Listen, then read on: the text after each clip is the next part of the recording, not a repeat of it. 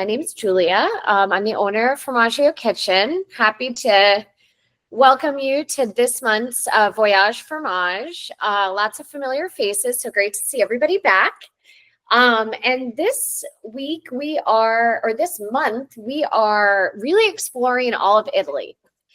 And what we tried to think about when selecting the cheeses for this month's, Italy is so big. And there's so much diversity depending on where you are in Italy.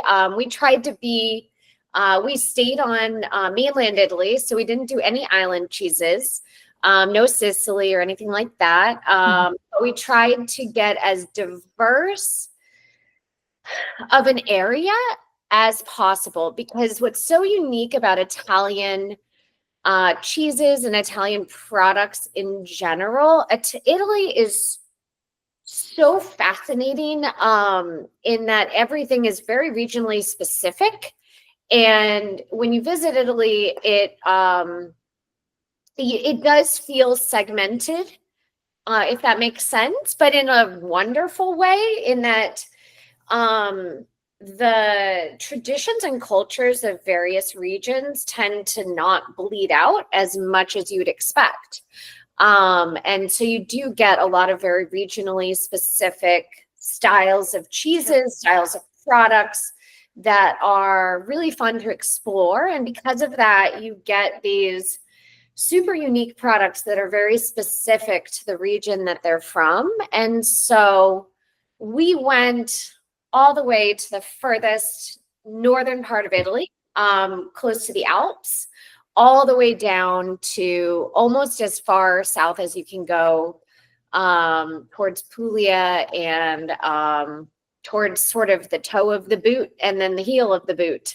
And so what we're going to be doing is, just to give you a lay of the land for the order of the tasting tonight, we're going to start with Pecorino Fresco. And we're not going to do the taste. We're doing the tasting by strength, rather than by any sort of geographic order. So we're starting with Pecorino Fresco, and then next up we're going to do Pagliarino. Then the third cheese we're going to taste is Braduro, and then the last cheese, of course, is going to be the Gorgonzola Picante. And your condiments, I want to talk about first. What are we starting with? Because No, not that. Oh, yes, that's Gorgonzola. Are going to be really perfect paired with any of the cheeses. So I want to sort of jump into them now. So what we included for the cracker is taralli. These are fabulous little crackers from southern Italy, but the boot side. So we are going to be tasting a cheese from from Campania, from the sort of toe side of the shoe of Italy. This is more from the boot, the heel of the boot.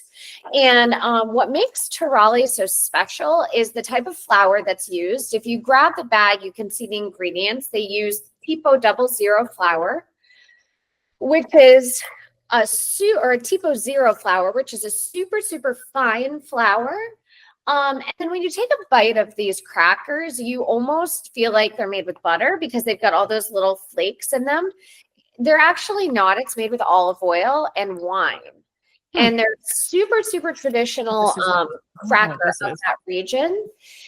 And it's kind of fascinating because they you can get taralli almost anywhere in the US right now. They're not, I wouldn't say super common. They're not uncommon. But to find them made the traditional way with the traditional ingredients is very uncommon. And so we import these ourselves probably every 4 months or so. So about 4 times a year we get a shipment in. And they are very old school. We're a little nervous because we're hoping they're passed down to the next generation. That's a challenge with a lot of our Italian producers, is not all the kids want to take over the family business. And we've seen that happen with a few of our pasta producers and sauce and jam producers. And that's kind of the way of the world and the way it is. But we are just really, really, really hoping that someone takes it over and maintains and continues the tradition, because it's just so exceptional. And what I love about this is that I'm kind of a purist when it comes to cheese. If you've tasted cheese with me before, which many of you have, I love to taste the cheese. And then I use the reason I love the taralli is because it's almost like a palate cleanser. You have it between the cheeses. And then, without further ado, all the way at the other end of Italy is this from Cremona, Italy. Cremona is pretty close to Milan in northern Italy. And this is made by Fieschi. Carlos is the gentleman who makes this for us. And it's a very, very traditional Italian condiment. You can see it's got a number of different types of fruit in it that are candied. And it's all the fruit are suspended in this lovely syrup. So you look at it, you open it, and you think it's going to be sickly sweet. And then you take a bite and you get hit with that mustard oil. And that's a really fantastic traditional Northern Italian accompaniment for hard cheeses. So this one, I recommend. I think the best pairing is Braduro, because they're neighbors essentially. And it's meant to go and pair with that style of cheese, but it really works with any one of these cheeses. The syrup is so interesting, unique. You could definitely incorporate it into a really unique cocktail if you wanted, but then also just drizzling it over cheeses. And actually using the syrup for a grilled cheese sandwich is super, super, super fantastic. So I'm sorry, I'm just getting over a cold. So I'm going to be drinking a lot of water tonight. So those are our condiments tonight. And now we're going to start on cheese. Before we get going, does anybody have any questions? We're starting with Pecorino Fresco. Any questions before we get started? Okay, so Pecorino Fresco is this really, really light, squidgy cheese. You can see how pliable it is. And that's how I end up with cheese in my laptop. So Pecorino Fresco is from Pienza. And Pienza is located, so right now we're in central Italy. We're just south of Tuscany. And Pienza is a fascinating area. I was just there. I was actually just in Florence at a food fair. And it's not a cheese-making area. It's really a winemaking area. And so you don't see a ton of cheesemakers in that area. And it's a very common, thing that Italians from Florence talk about is, they're like, we're not, this isn't a big cheese-making area. And so it's really interesting looking at Fattoria Bucanuova, which is where we get this Pecorino Fresco from. And what's interesting about them is they actually immigrated from Sardinia, which Sardinia, as you know, is all about cheese. Sardinia is about sheep and cheese, and it's got a really rich culture of cheese making. So in the 60s, the family moved from Sardinia to central Italy, and they started a farm. And they started making cheese shortly thereafter, about 2 years after starting their farm. And what's really unique about this cheese in the farm to this day, and it's still carried on by the family, they are actually using Sardinian breeds of sheep on their farm. And so they did bring some of that sort of traditional cheese making from home and brought it to central Italy. Now, what's really beautiful about this cheese is a really great lesson in Italian and vocabulary. Pecorino is a very, very important word. And I learned this because I took a lot for granted working at Formaggio Kitchen starting when I was, 23 years old. And I remember going home and visiting my mom, and she had no idea what pecorino meant. like she didn't know what pecorino was. And she's going to kill me if she watches this, but she didn't know what pecorino meant. And I just thought, well, gosh, I thought that that was sort of a layman's term, even in the US, about pecorino. And it is not necessarily pecorino. Some people think of pecorino as, you know, pecorino romano, that big, hard, aged sheep's milk cheese that we all know, grated over pasta and such. Pecorino actually is just translated to sheep cheese. The same way that brebis in French means sheep cheese in French. And so that should change your entire sort of vocabulary when you learn about Italian cheeses, because a pecorino, it can be so variable depending on where it's made, how long it's, the size of the wheel, how it's cared for. So again, going back to our Italian lesson, this is called pecorino fresco. And I'm sure many of you can kind of figure out what fresco means. It means fresh.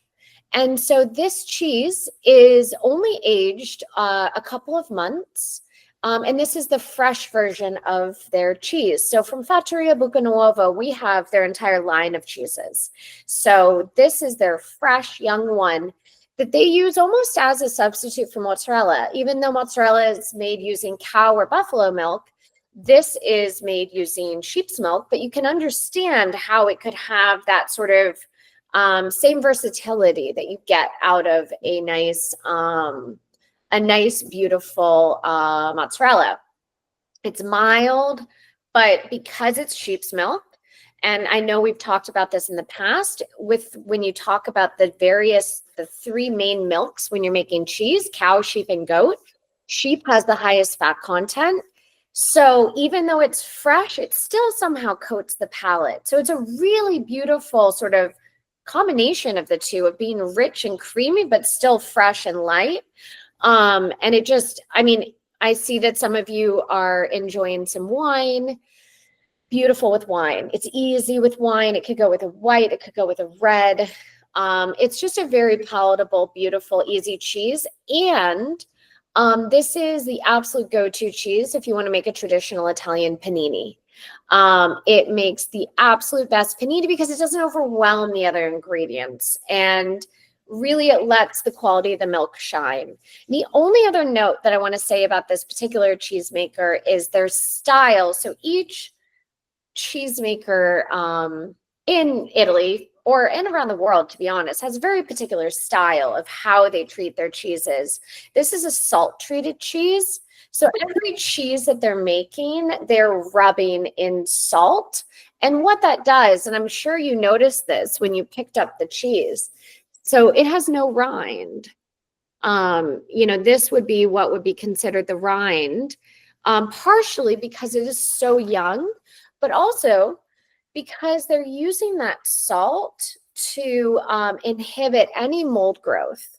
That salt kind of acts as an anti-mold barrier that not only kind of protects sort of, it pulls the moisture out of that exterior part of the rind to help it kind of sort of secure the stability of the cheese, but it also helps to prevent any mold growth. So you don't end up with a cheese like Bradura, which is what we're going to be tasting later, which is natural rind cheese, where the mold is allowed to grow and develop. So, all right, what did y'all think of that?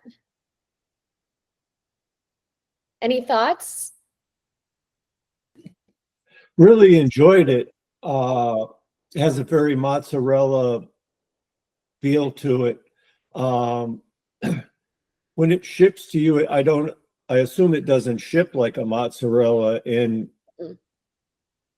So it's one of the few cheeses. Most of our cheeses just come in boxes, in cardboard boxes. It's one of the few cheeses that we have that's cryovac in plastic, and that is to, again, you know, our cheeses spend about 3 to 4 weeks on a boat. That's how we transport all of our cheeses, by boat. And so With a cheese like that, if it were left in open air, then it would start to develop mold on the outside, which again, there's no issue with that. It would still be edible, but it wouldn't be the style of cheese that they are looking for. And so that's why they seal it up. And then how long does it age for? Only a couple months. This one is anywhere from 1 to 3 months. Probably by the time you get it, it's going to be a touch older because, like I said, it takes from the moment that we place the order to the moment that it arrives at our warehouse is about a month, give or take, depending on what's going on in the world and delays. But so that adds a little bit of time to it, of course. And then we keep it in our cave as well. And as I've mentioned before, our cheese cave is not there to intentionally age cheeses, but it's there to care for the cheeses. It's the best environment in which to store them. And by that, I mean, we don't have any cheeses down there that are not available up on our retail floor. We don't say, oh, that's not quite ready yet, because our goal is to buy cheese from cheesemakers who, and represent the cheese as they're selling it to us as done and complete. And then for us, it's just storage, which actually next week was getting a complete rehab. We're redoing our entire cave. So I'm very, very excited. I'll take you guys on a tour on one of our next Voyage Fromages. The benefit of having an engineer as a husband, we designed it so that it would be more sustainable and we wouldn't have to keep doing repairs every 3 years. Cheeses put off a lot of gas, and they really eat into equipment. And so we had to get creative, and we've been talking with other cheesemakers for years to find a system that was more sustainable. And after kind of polling various affineurs, we came up with something that we're excited to implement. So fingers crossed. And I'll give you a tour of it next time. I had a question about the condiment thing, the fruit stuff. You said it's in a mustard oil, which is giving that amazing, like, spice is almost the wrong word. Like, but what is it like mustard seeds soaked in oil, or is it like mustard the plant? Like, what is? So it's actually, so mustard oil is illegal in the US in its pure form because it is the ingredient to create mustard gas. Oh. Okay. And so it is the mustard, it's basically a seed oil that you would take from a mustard seed. And so you cannot import it as a pure form, but it is commonly used in certain areas of Italy in this way, where just the tiniest bit it's basically the most intense concentration of mustard that you can get. And it's wild. Yeah, it's really interesting. And I was like, how can I make a little of that at home? But apparently that's not a good. No, it wouldn't work. Blister, I don't know. So no, it's one of those unique things that you really just can't replicate. But the cool thing about him as a producer is this is the most traditional condiment that he makes, but he does different regions. Like he does mostarda Milano, which is one of my all-time favorites, which is the sort of a traditional condiment of Milan, which I've tried to describe it as like a sweet and savory, almost like, I hate to say like barbecue sauce style because it's not, but it has some of those flavor profiles. And then he does caramelized onions with balsamic from the Modena area. So it's very cool. It's all within that same sort of region, but really cool, unique little specialties. So very, very, very interesting, unique producer, very old school, which I love. All right, any other questions? And you can imagine this pecorino fresco, like if you had a meatball, I don't know why I've been talking about meatball subs a lot lately. Maybe I just need to make them for myself, but imagine like putting a meatball sub with this over, like under a broiler with the pecorino fresco, it melts like a dream. And so it's really, really great in cooking applications, but also just to snack on. So a really fun cheese. Okay, so the next cheese we're doing is another sheep's milk cheese called Paglierino. Paglierino is in Italian means straw, and that actually refers to, I used to think, I used to assume that they aged it on straw, but it actually refers to the color of the rind. So this is the cheese, and you can see the rind has some molding on it, and that's a very traditional sort of amount of mold that you would see on Italian cheese that has, once you stop salting it. So this cheese, Paglierino, is from Campania, which is southern Italy. And so we're going all the way down south, so basically the opposite end of Italy. And I think a lot of the flavor profiles that you get in cheese are very representative of the regions that they're from. And so this cheese to me is, so it's 100% sheep's milk. It's made by Casa Medaio, and which is a 4th generation cheesemaker in southern Italy. And they specialize, they're right on a nature reserve. And so the animals that they get their milk from are all up in the mountains, right above their cheese making facility, or up in the hills. And so they make buffalo milk cheeses, they make some goat's milk cheeses, and then they specialize in sheep's milk cheeses. And so this one is aged 2 to 3 months. And what's striking about this cheese, I find, is, well, for one, if you're a cheesemonger, the shape is really interesting because it looks like a little cannonball. But the flavor is so bright and tart and clean. I'm sure you all have had sheep's milk cheeses from Italy, pecorinos, that can be biting and intensely salty. What I love about this cheese is that it's clean and it's bright and it's tart, and it almost has like a lemony quality. And I think it's, you know, you're in an area of Italy that is much hotter, very, very far south. And it's a cheese that's more refreshing. It's cleaner. It's not as strong and aggressive.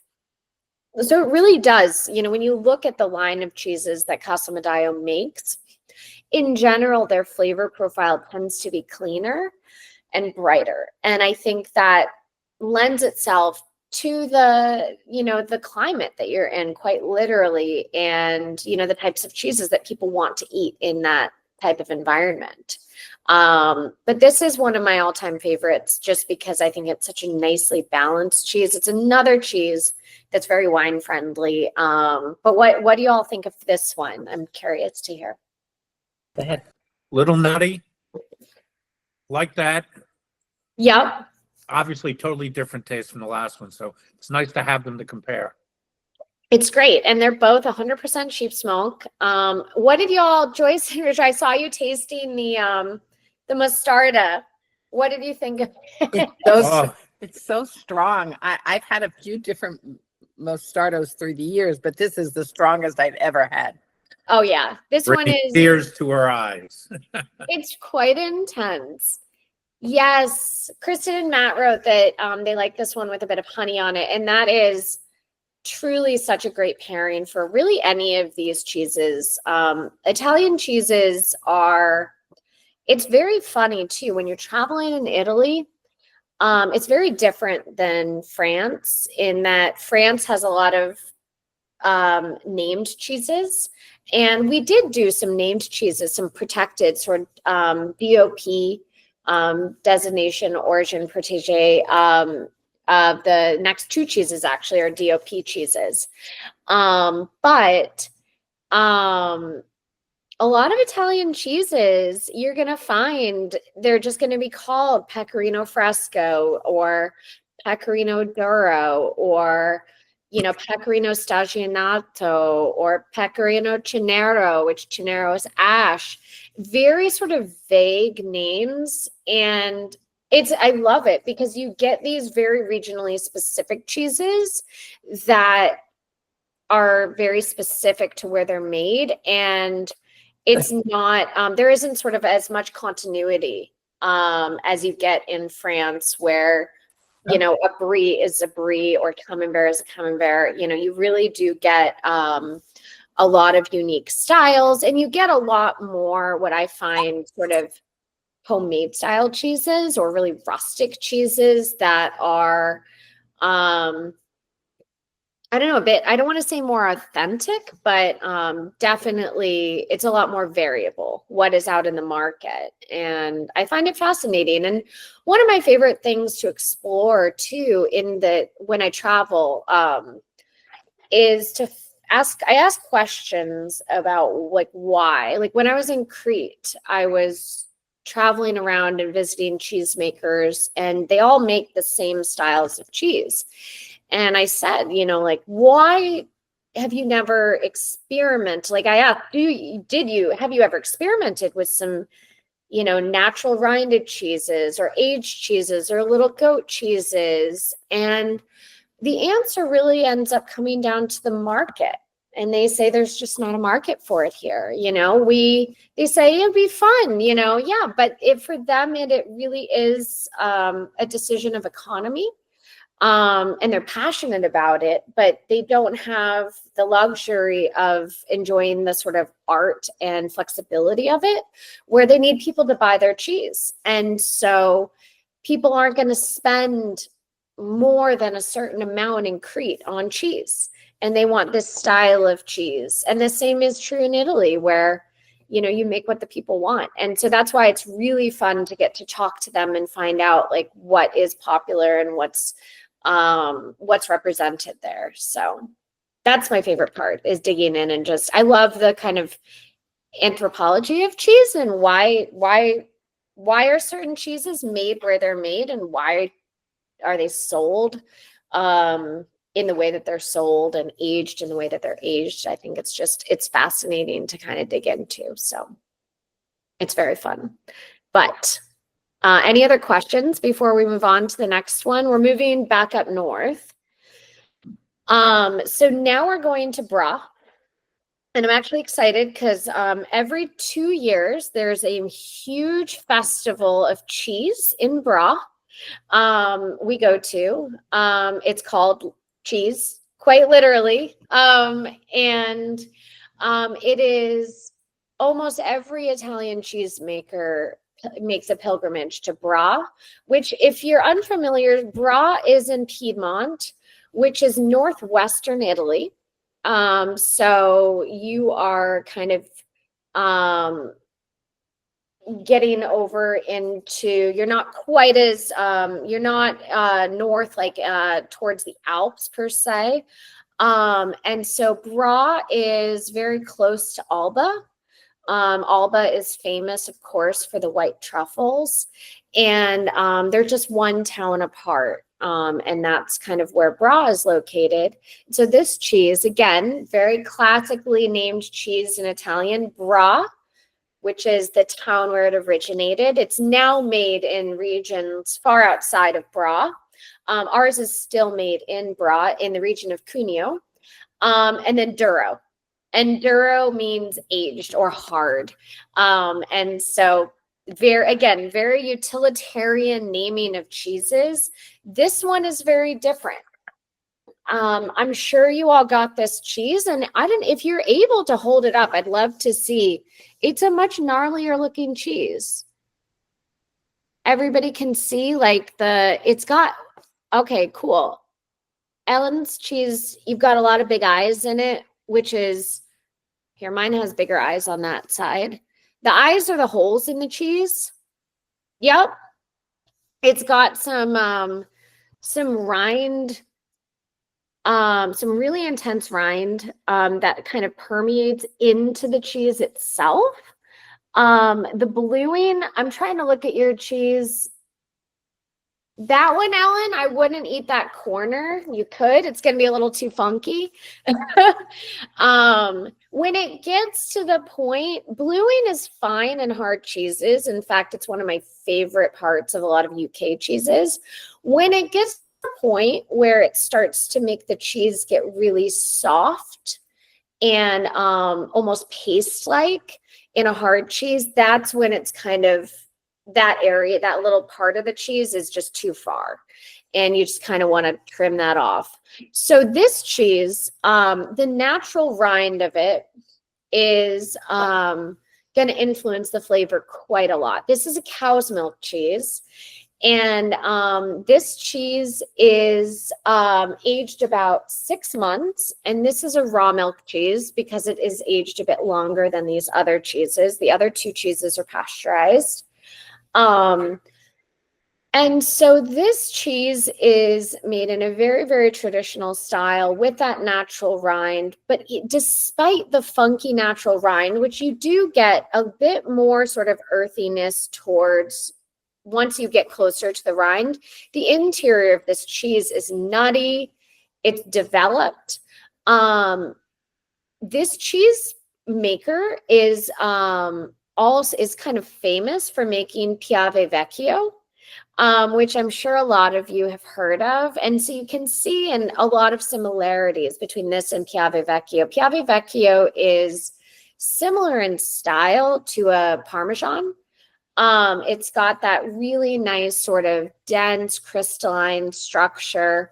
The Braduro is much more rustic, much more natural. And there are 3 styles of this cheese.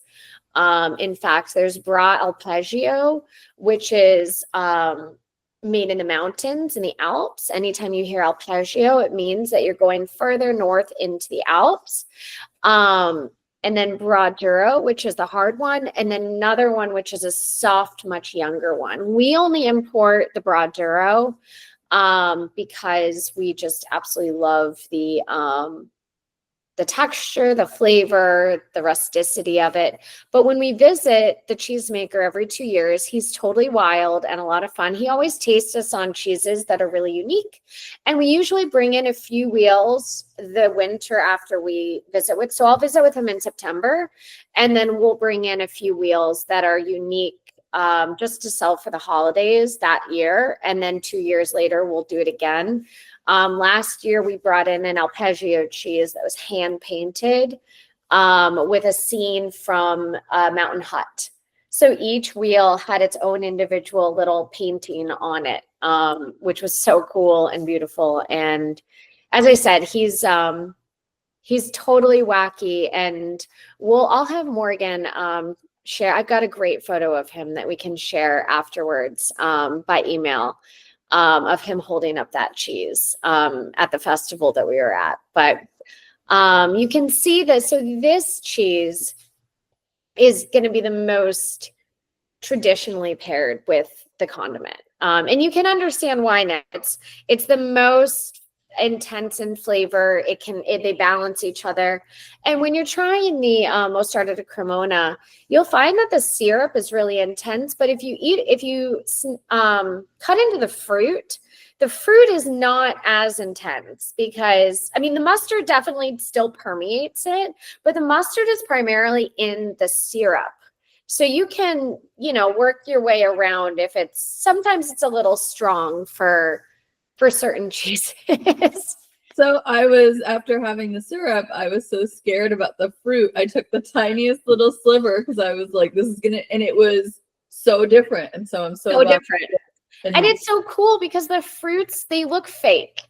They do. I don't know if you poured them out, but really they just look so pristine and perfect, and they're perfectly candied. But yeah, the fruits are, so doing a nice slice of the fruit is definitely a more approachable way, I'd say, of enjoying it. Because the syrup is really intense, but it's so fun. You could take a tiny spoonful of that syrup and mix it into vinaigrette, for example.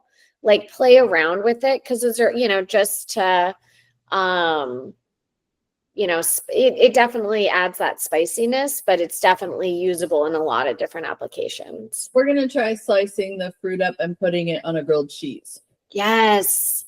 That's one of my favorite. We used to way back in the day, we would make grilled cheese with, because we used to buy massive jars of this and sell it out of the cheese case, just bulk. And so we'd often slice up the fruit and slice up comté and make grilled cheese with it. And it was so great. It was a lot of fun. So good call. All right. So we're going to move on to the strongest cheese of the night. I'm very curious what Joyce and Kurt are laughing about. I took a bite of the orange and I can't see. Oh, no. Oh my God. It's intense. It'll, if you do have a cold, it'll clear yeah. right up. Or Vicks Vapor Rub. I'm taking Right, this. exactly. This is the traditional Vicks. Oh my God. A great idea though to put it in the vinaigrette Oh. because instead of mustard, it would be a pow. Right, exactly. You get that intensity. So it's a lot of fun, but use at your own risk. Sure. Oh. So last but not least, we're going to enjoy the Gorgonzola Picante. So Gorgonzola is another name that's widely used in Italy. So Gorgonzola Picante is from Lombardy, which is northern Italy. So now we're going to just straight up north. And Gorgonzola refers to a blue cheese. Now, there's many different styles of Gorgonzola. So this is another protected name. So picante means spicy. So another spicy element tonight. And what that means is it's just, it is the style in which it is made. It is meant to be aged. So the Gorgonzola Picante is aged longer than its counterpart, which is Gorgonzola Dolce.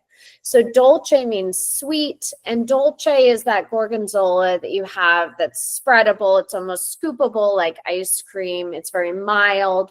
So this is the opposite version of it. And Lombardy is a very traditional, it's made traditionally in either Piedmont or Lombardy, and ours comes from Lombardy. Very spicy, intense, really wonderful with red wine, and especially with a drizzle of honey and pears. This is meant to be a blue cheese that is strong and will make you weep. And no, it's meant to be, like I said, the piquant refers to the spiciness. And that is the strain of blue that is used to make this cheese lends itself to a more sort of peppery flavor profile versus a sour and tart flavor profile that you get when you if you have a Roquefort or something like that, you end up with more of a sour profile, whereas this, you get that spicy biting and it hits the top of your palate. So it's a really, really interesting style of blue. It's a really nice contrast to the Dolce, the Gorgonzola Dolce. I think it's also a really nice contrast to the rest of the cheeses that we've had tonight, which have been on the most part, quite a lot milder. Definitely a bit of a stronger blue, but, and you can see that they intentionally incorporate the blue mold throughout most of the cheese.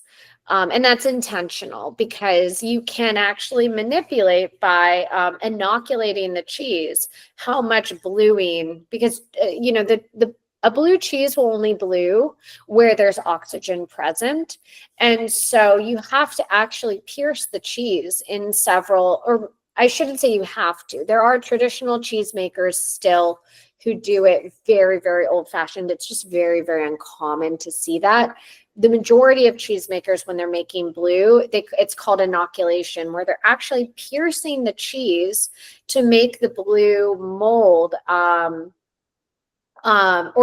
they're piercing the cheese so that the blue mold can develop through more of the cheese, because they have to introduce oxygen to the center of the cheese. And what they're trying to attain there is consistency.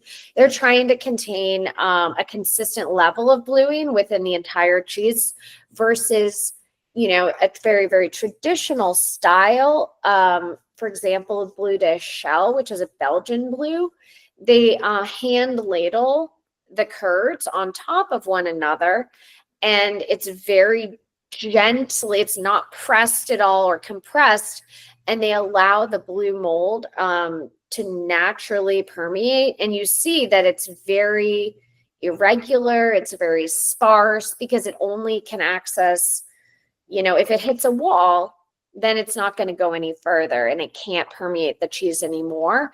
So there's a beauty to both, I think, because, one is very intentional. The other is very natural. So it just kind of depends on what style. And, some people, for me, I value and I love inconsistency in cheeses because I think that's the beauty of it. But then I also totally understand why you'd want that consistent bluing throughout. So what did you all think of it? Was it too strong for some people or good? I had butcher. I love blue cheese, so it can't get too strong. That was really nice. Good. Okay, good. Great. I'm glad you liked it. It's a nice, well-balanced, but it definitely, this teeters on a much, the stronger side of the scale. Yeah. When you're talking about blue cheeses, for sure. So terrific. Well, I think that actually kind of wraps it up for us tonight, unless anybody has any other questions.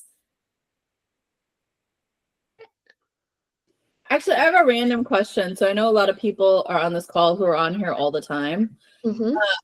What are y'all doing with your cards? Because I had a system where it was like yes and no, right? But then, he and I would be having a conversation. Oh, what was that one that we, and for a while I was trying to put notes on here. I tried to use the notebook you sent. It just got all lost in it. So I'm curious if anybody's got a system that they're liking where you actually remember all those things that you loved, like 6 months from now when you're like, what was that one that was, anybody? I can tell you my dream when I thought about it. So this is going to give you this is going to be TMI of how this is what I imagined. So my mom is a lawyer. And when I was a kid, I was tasked with organizing her Rolodex. And so that's what I imagined, creating a little Rolodex of these where you could have a card with notes and but also playing, you could also have a booklet, baseball cards. Well, that's what I did. I made it into a booklet, which I just finished because I've been trying to figure out what to do. So you can buy these little corner things. And I realize this is insane, but this is the only group of people I can share this with. But so now I can take actual notes and be like, oh, that was the one. It gives me enough space. That's awesome. But I was putting them we were using magnets, but then they were everywhere because I think we've been a part of this for over a year. And so but then we're ordering extra every time. So we're getting 6 or 8 of these cards every time we see you. And it's getting so out of hand. Anyway, okay. I was curious if anybody else had come up with something better, but yeah. Okay. I love your book. I think I love your book too, Ellen, and sorry, Julie. And I just wanted to say, congratulations, you found a solution. We have exactly the same dilemma. We love the cards. We're passing them around and reading them carefully. But I love your book. Oh, and it's just these little corner things that come for photographs. And they come in a spool. It was $4 for 1,000 of them, and the problem was solved. I had this. Somebody gave us this book for Christmas, and we were done. And that was it. Oh, I mean, they stuck to me instead of the things, but yeah. I mean, you can get a child to help you or something. Really. Yeah. Oh, I love that. That's so great. Well, I'm glad you like the cards. Morgan, actually, who's on the call, is the one who created them and designed them. That's her baby. So give her all the credit for them. Yeah, I love that. That's so awesome. Makes me so happy. Well, thank you all so much. So Morgan and I sat down and we started mapping out a lot of the year. So I just want to give, obviously things happen with the imports and whatnot, but we have some really cool months coming up that I want to share with you if you're interested in it. So we are next month going to be focusing on island cheeses. So we're doing everything that's traditional on various islands. So we're talking about Greek islands, we're talking about Cyprus, Corsica, Sardinia. So it's going to be really fun. May, we're going to do goat cheeses. June, we're going to do Comté. July, I'm really excited about, and I won't go past July because I know that's a lot. But July, I am bringing on, we have a very, very, very special cheesemaker who's local to the Boston area. His name is Giuseppe, and he is the owner of Mozzarella House. And he and I become great friends. And he makes all these really traditional Italian products, fresh mozzarella, burrata, sfoglia, stracciatella. And so we're going to do a really big selection of everything, fresh ricotta, of everything that he makes, and bring him on to chat about the traditional way to use all these products. Because it's July, it's going to be hopefully hot. I want to imagine hot weather right now where you eat fresh cheese. It was cold and windy today in Boston. So I'm ready for some summer weather. So hopefully you'll all be able to join us. And yeah, some really, really fun themes coming up. So if you have any questions, you all know you can email me directly if you want, Julia@FormaggioKitchen.com, or you can email orders@FormaggioKitchen.com. Anything you need, we're here for you. You guys are family at this point. So just give us a shout. And thank you so much for joining us. And I really appreciate it. So much. Thanks. It's great. Thank you guys. Thank you. Appreciate it. And Alan, I want to get more details on those little card holders. Well, they're just like they're like a spool of tape. Okay. So they're like a spool The of, package. oh, I could dig it out. I wish, because they're clear. You can't see them on the thing. I Oh, know. look, okay. Just little corners. Oh, I see what you're saying. I get what you mean. So you just, so it's not covering the entire card. It's just the corner. You usually see black ones holding photographs in old photograph books. Okay. That's such a cool Grandmother idea. had. Yeah. And so Okay, I see what you mean now. That's awesome. so fast and easy. Oh, I Yeah. love that. And then I started out with, if you do decide to go with this crafting method, you can start off with 4, but you can get down to just 2 per card because I'm cheap. So I was like, that's just too cheap. Even Awesome. dollars for like $1,000, which is funny. Oh, well, thank you all so much for joining us, and we'll see you next month.